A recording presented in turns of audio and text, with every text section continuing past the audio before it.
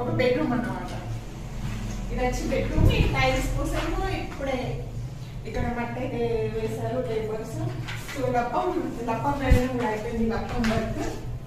ఇప్పుడు next tiles అనేది ఉంది. టైల్స్ కలర్స్ వేసేస్తే పని అయిపోయినట్టే.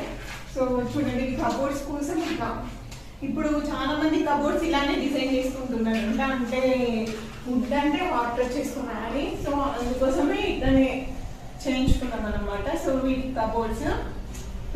ఇక్కడ వచ్చేసి బాత్రూమ్, నువ్వు వాడినే ఉంటావు.